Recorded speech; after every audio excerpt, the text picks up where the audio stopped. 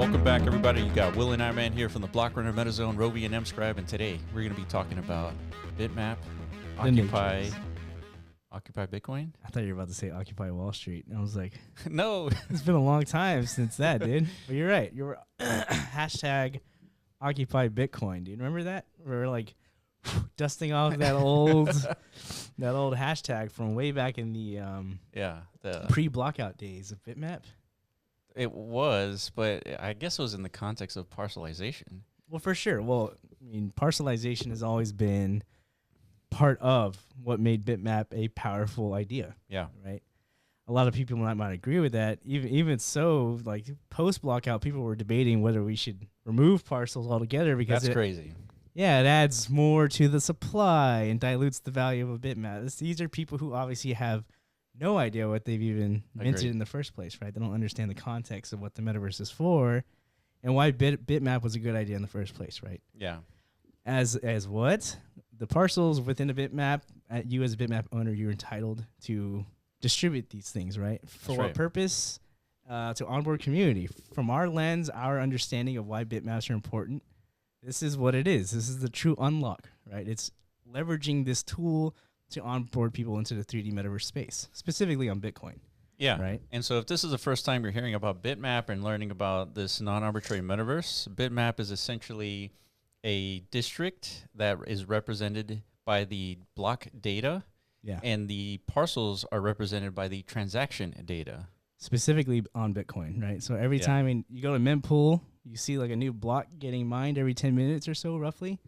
That is, you're witnessing the birth of a new metaverse, like virtual environment. That's right. Right? So each one's different. Each one's unique. They have completely different non-arbitrary layouts and such. So this is the interesting stuff that pulled us into this space, right? Because it's never been done before in the metaverse. But man, isn't 860,000 blocks a lot? Districts? Blocks? Yeah. I mean, how many human beings are on Earth? I mean... 8 billion? Yeah. So I guess in context of that, no. Right. And then how many websites are there? I think we looked that up once. Wasn't it like 2-something billion or something? Yeah, something like that. Yeah, like 2 and billion. Like 300 million have been visited at least once or some shit like that. Yeah. And then like the top 10 websites get like 70% of the traffic. So why are you bringing that up? Oh, because 860,000 isn't that many. What about the parcels, though? Factor in the parcels. So now parcels, there's roughly 950 million transactions. So round it up to 1 billion. 1 billion. So we have about equal to, if not roughly equal to, like enough 3D bandwidth in parallel to what like 2D bandwidth has been created on the internet up until this point, right? So what does that actually mean? Like, in context of this data, how do we? Well, I mean, ultimately, like what you were saying is we have a method to create community in a non-arbitrary way, right? So you have a district and you have like a non-arbitrary value for the transaction count, which is how many parcels you have. And then you can distribute that to your community so that you can build collectively into, what is the metaverse. So this has been like the premise. So you can go back on our channel. We have 50 plus videos of us since the very beginning days, literally day 0 of Bitmap to, the last year. It's been a little bit over a year, kind of like contextualizing this understanding and stuff throughout its progression. But we're at a point where I think, we haven't actualized this theory yet as a collective, as a community, whatever. There's been plenty of technical iterations of how to leverage a bitmap and create like a 3D stack or something. But we feel it hasn't been done like to its full scale potential yet, which is why our efforts now are centered around this BitmapOS technology stack applied specifically to the Natrix so that we can demonstrate exactly how you fulfill like a from bitmap to full land distribution events, full circle creation, and then integrating DMT into the whole ecosystem. Yeah, so if you're watching this, we're probably like a few days away from the LDE actually happening. Yeah. And this LDE is going to be on one of our bitmaps, and LDE stands for Land Distribution Event. And so we're going to be selling these parcels to from this bitmap so that we can start building out the metaverse. And so the whole idea here is that we're going to collect a community of creators and developers and anyone alike, and they're going to have access to this environment and be able to build using JavaScript and HTML and basically start tinkering around and building. So on day one, as soon as you mint this square, this parcel, you'll be able to jump in and start building on your parcel. Okay, cool. All right, so we have a little video here, right?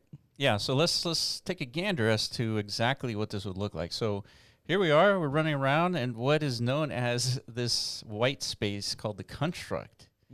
And and then here we are. So this is our team here. We stumble upon, what is this? It's a scene from the Matrix. Hold on, you should have let them you should have paused it for a second, let it stew. But you already dropped the beans, dude. So yeah, it's if you've seen the Matrix, you you recognize this shot right here. Boom. Damn it! I wish we had the parallel shot, but you guys can go find it. Go watch the movie. Yeah, here it is. Yeah, obviously a huge inspiration to us, right?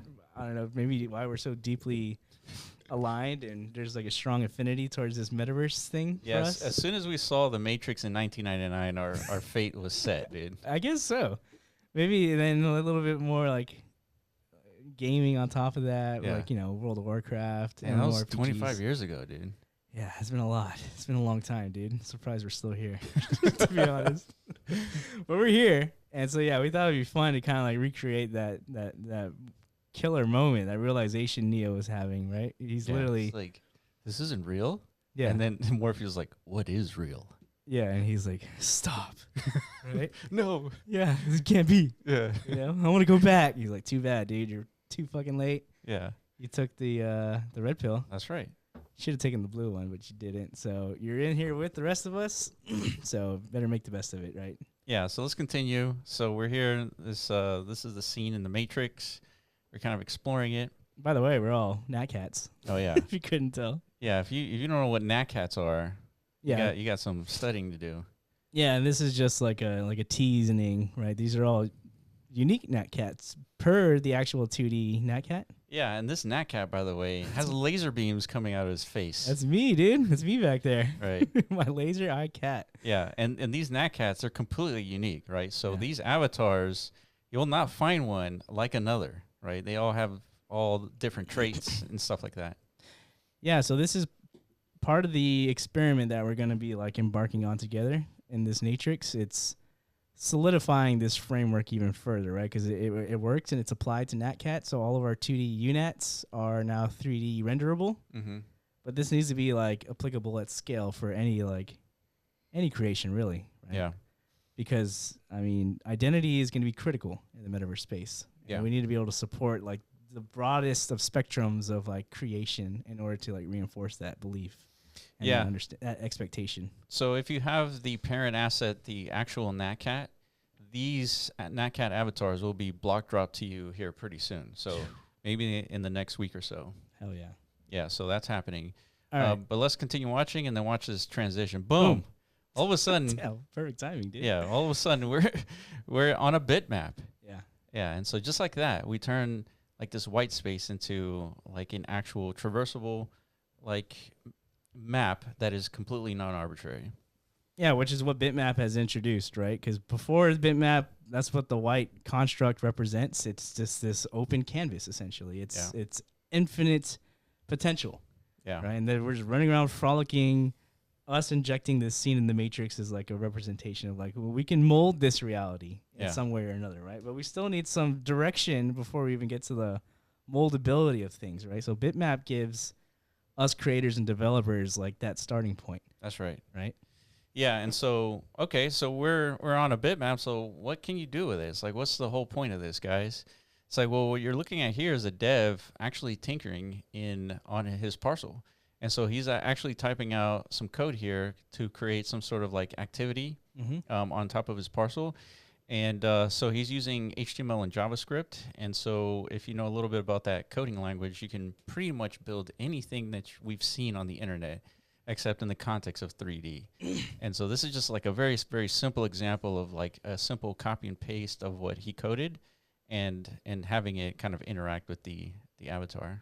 Yeah, this is part of the parcel ownership experience, right? So here we are on this is what an LDE looks like in real time, right? These individual cursors or individual users on mScribe selecting and acquiring their own parcels, right? Yeah.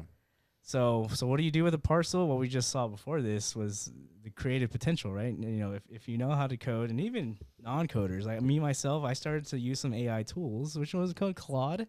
Claude, that's right.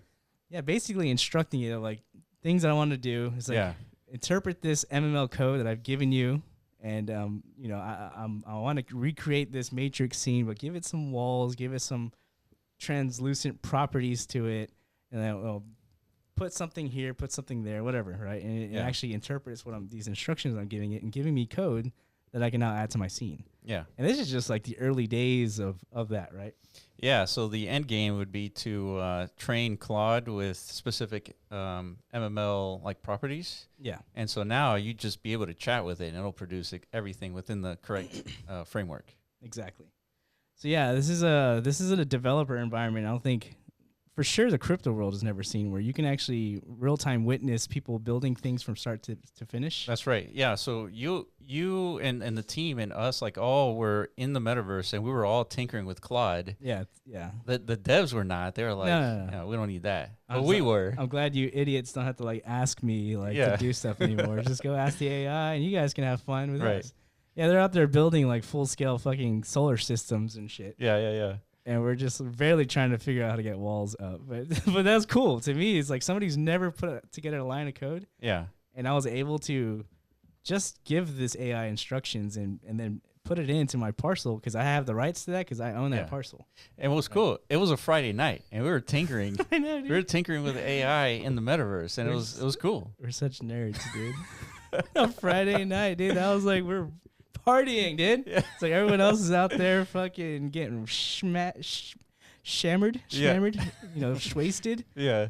And we're in here fucking having a blast with our AI companions, dude. Right. Trying to like make scenes and stuff. Yeah, and I asked my AI to produce that solar system scene. You did? Yeah, and it did. It just didn't work until the dev was like, okay, you just change this, and all of a sudden you have a solar system. That's typical AI, right? It's never like, you're never supposed to use these AI products as like a start to finish, like you're done. Copy and paste and you're done. No. Yeah, it's always like a starting point, right? Like when you use AI for like an article or like a tweet or something. Yeah. It's like you're supposed to like make edits. Right? That's right. Same thing with the code. Yeah, exactly. Yeah. Yeah. So that was us Friday night, and it was fun. It was interesting, kind of interfacing with AI and actually producing something that we can see and interact with. Yeah, and again, that's the point of this. So what are these squares here? These are... Yeah. So you explained Bitmap earlier. Yeah. So these squares actually represent the parcels, or specifically the transactions, but the size of the transaction is based off of the size of the actual transaction, right? So the size of the parcel is about the same in terms of relative size with the price, or the size of the actual transaction. So we have a graphic for this, don't we? Yeah, we do. We'll bring that up here in a second, but let's just continue through this video. Yeah, so here we are. This is the LDE, kind of we mentioned earlier. It's pretty straightforward interface. The only difference here is that it looks like a bitmap instead of like straight squares. But what is the end game, right? So what you're looking at here is a business on your parcel. And so this is a kind of like a front end interface to be able to host this application on your parcel, and you can kind of move it to the corner and kind of like set up your location here. But people can come and interact and purchase these wearables for all kinds of avatars, including your NatCat. Yeah, this is crazy. So shout out to Beasting. Yeah, Beasting. For essentially like laying forth pretty much like the first fully functional meta application that will be deployable to any like BitmapOS environment, right? So yeah, so imagine this is like a franchise, right? So Beasting would be supplying this unit, or all the units, with like wearables that people can purchase and use for their avatar. Yeah, and so these could be distributed across all kinds of different bitmaps and on different parcel locations, and then the users will come in and just interact with this device and see what is in inventory. Yeah. And then you could just purchase your wearables, put them on, and all of a sudden you have like a meta economy. And the whole idea here is that if you acquire this application, you put it on your parcel, someone comes and completes a transaction, the landowner, and then the person who owns the kiosk, which they could be two different people, so you can collaborate with landowners, Mm-hmm. would share the like a price cut of the wearable transaction. Yeah. So this is the benefits of us, I guess, picking the right stack from the beginning, right? With DMT itself and working with Benny and the TAP protocol and the track indexer network. Yeah. Right. Because without all this like backbone infrastructure, we couldn't actually get to the end game point where metas are actually possible, right? We could do all these things in Ethereum. We did these things in Ethereum. Yep. But on Bitcoin, this is important to keep in mind. This whole everything we're witnessing happening here, it's native to layer 1 Bitcoin, right? Yeah. And we couldn't do this stuff without the internal mechanisms of the TAP protocol and ICP with these different smart contracts that are able to read different state changes and apply them to layer 1 assets and such. So this is frontline stuff. Yeah. Right. I mean, it's figuring this out is the most critical thing for like the Bitcoin ecosystem to actually get to the next step where we can deliver killer products. And what we're looking at here is an actual killer product. This has never been like part of the Ordinals conversation, right? No. You opened it by saying like a business on your land. Right? Yeah. Imagine the value prospect of that. You're not just owning JPEGs anymore or even like 3D assets that, this is a non-static, high functional application grade, product that you have ownership of. And like you said, you're participating in a network of the landowners, meta owners, the players themselves. It's a lot. It's very complex, right? Yeah. Speaking about complexity, this NATDRIP kind of kiosk could be its own unique non-arbitrary token. Yeah. And so you can imagine kind of replacing the 3D models here with a script, and all of a sudden it's like a giant like NatCat head. Yeah, or whatever, right? You have to come up with all the different traits. Just like NatCats are unique. Like this one here, there's others with like, cigarettes or blood drips out of the mouth, fishes, stuff like that. So you can apply that same logic to these 3D metas for sure. I mean, that's very complicated. It's super complicated, but imagine that you can have your unique kiosk that no one else has, but it operates within the same network of like asset distribution.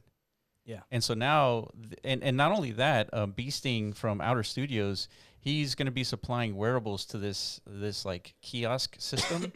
But anyone else, any other creator who does like 3D modeling can also supply the same kiosk with more assets. Yeah. And so because Beasting might be able to create like a script that makes this kiosk unique, but other creators may not be able to do that. And they're more like interested in the wearable aspect, not the infrastructure aspect like Beasting is. 1,000%. Yeah, I mean, you're going to witness quite the polarity gap between developers in this space, right? Because again, just like it exists within the world of art as well, right? Some artists are just more technically gifted than others, whatever. Yeah. When it comes down to metaverse art, we view this as like as interesting as art. Yeah. Right. Building 3D apps there's an artistry to that. Right? Yeah. And a technical degree of ability that separates artists between one another, whatever, right? Mm-hmm.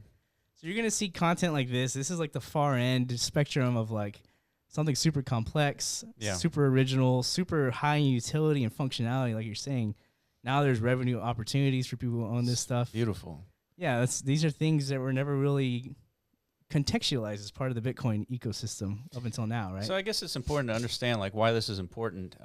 So we're emulating the physical environment in many ways, right? With DMT, Bitmap is non-arbitrary. The fact that there's so much energy injection into Bitcoin, creating this low entropy state. So there's like thermodynamic properties here, but also we're bringing in the economic layer that we've all been used to in the physical world, but now we're injecting into the digital reality where landowners and meta owners, this would be a meta, so a Metaverse Enabled Tokenized Application, they collaborate in a way where they're economically aligned with each other. Mm-hmm. And so as a landowner, you may not purchase this asset, but somebody out there would, and you could collaborate by allowing them to deploy their asset on your land. Therefore, when a transaction occurs on that land, the landowner and the meta owner get compensated for that transaction. 100%. Yeah, this is the multi-party split agreement system, I guess, that we've been kind of like working with since the very beginning, right? Because we understand there's many, many, many different parties involved in this metaverse economy, right? Just like you're saying, like in the real world parallel, you know, all these businesses you see when you drive down the street, the people who are running them or the people who own them, whatever, they don't own that property, right? The land that these businesses are deployed onto. Correct. It's part of that multi-party split agreement of people who own the land, the franchise owner, right? McDonald's, whatever. Yeah. The franchise operator, right?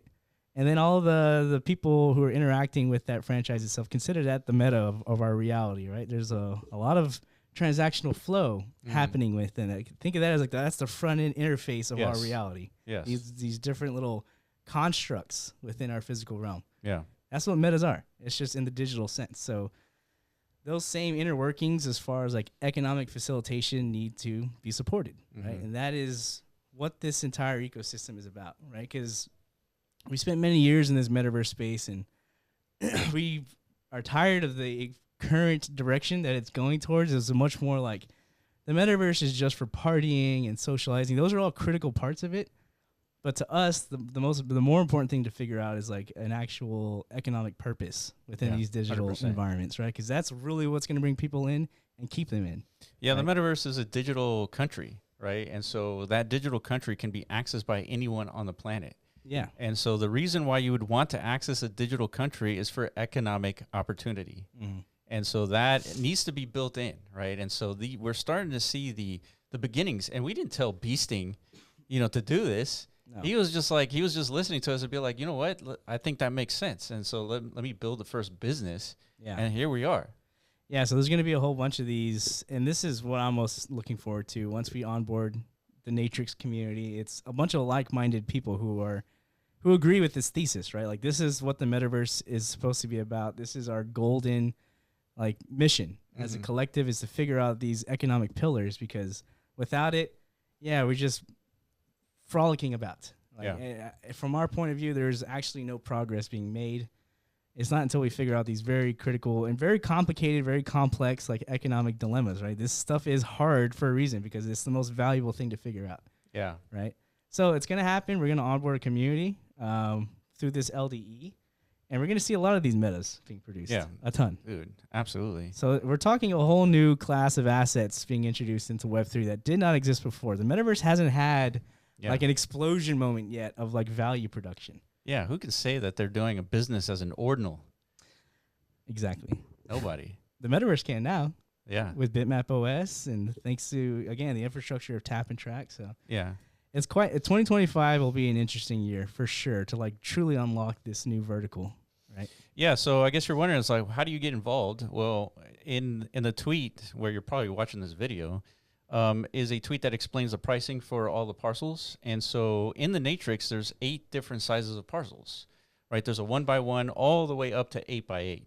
And so what's interesting, in the Natrix, there's only one 8x8, and then there's one 7x7, and there's 3 6x6. You can point them out, right?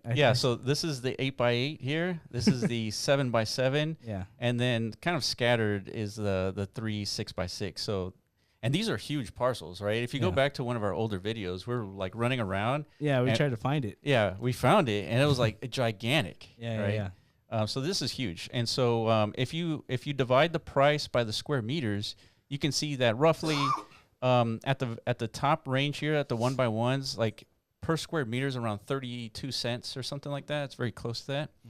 And then the bigger you go, the price per square meter goes down. So it goes from 32 cents down to 25 cents, I think. Okay. So per square meter, it gets cheaper the bigger you go, but obviously the bigger the square meter, the more the cost, right? So that's kind of how it all breaks down, and that's how you enter the Natrix. So as soon as you purchase this asset, you could literally jump into the Natrix and start meeting your neighbors and tinkering around.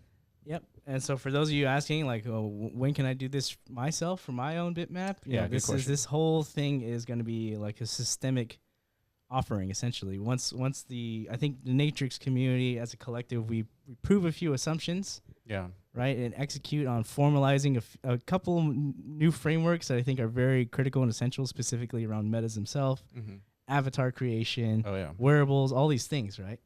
Then we've got a real ecosystem with all the proper frameworks, everything that's needed, so this can be just replicable. Just churn these out. Yeah. So at the stage of like development, we're taking like the first like step in distributing these parcels through an LDE, so that we can kind of frame like how we're going to platformatize the LDE experience for anyone who has a bitmap. Yeah. So if you have a community and you want to do an LDE, you will be able to do it on mScribe. Yeah. Not on day one, but here pretty soon. And then you'll be able to take advantage of BitmapOS as well. Yeah. And start creating your own community. Maybe you guys want to focus on memes in your virtual environment, or maybe you want to focus on, fashion. Like, it's up to you guys. Absolutely. Yeah, so all that is coming. But first is the Natrix, and should be happening sometime this week. Okay, so that's the official announcement this week. Expect it. Yep. So Expect us. Expect the Natrix at some point, guys. Definitely join the Discord, because that'll probably be like first place to be announced, I'm assuming. Yeah. And then, once that occurs, you're going to see this this mint map but apply to this bitmap, specifically 716472. Then we're off to the races, dude. Yeah. Yep. We're on the Occupy Bitcoin era officially. Yeah, finally. All right, guys, that's it for us. If you have any questions, please let us know in the comment section below. I appreciate you guys for watching, and we'll catch you in the next video. Peace.